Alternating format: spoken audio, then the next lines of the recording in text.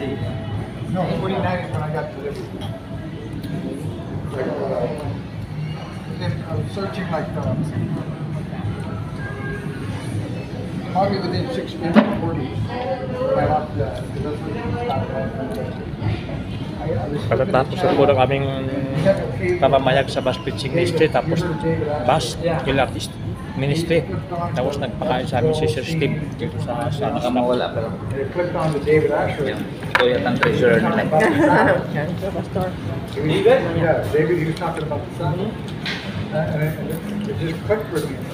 He said, don't believe me, it's in the Bible. Buti napili mo yung aming pastor. But he talked about how Yung the sun grupo is namin na 7 dito days. kayo kasama.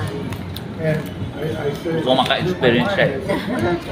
Kahit ako, gusto ko rin na ano. Seventh-day Adventist Church, Na-try, Pastor. And I started Nakikita mo lagi po sa ano. and it's part of my Pala nga kami, Pastor. No, kasi nawalan kami ng sponsor, Pastor. Kaya ako dinadala yan. Satan Kaya ako dinadala pa kung ma-impress siya, edi Minsan minsan magsasabi na lang yung iba na bigay mo to kay Brother Panoy, bigay mo to kay ano. Pastor, yung main sponsor. Nagbibigay pa ba si ano? Yung main sponsor namin, Pastor. Nagwinto mo na kasi pinapagawang ano, Pastor? Ginagawa? Simbahan. Saan? Sa UP po. Ah, Sa oo. UPD. Nakabili sila ng lupa eh.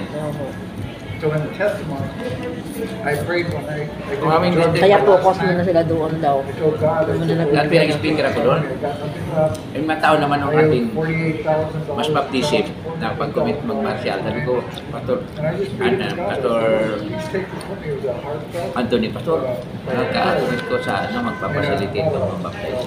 About 3 or 4 days later, I was sleeping on my sister's floor because I didn't have a place to go. Apa sa no? Came Dok, no? home. I fell asleep and I went Ayos into talaga deep yun. sleep. Huh? So in the dream, I was like in a pavement, you know, like Okay, ma'am. a road.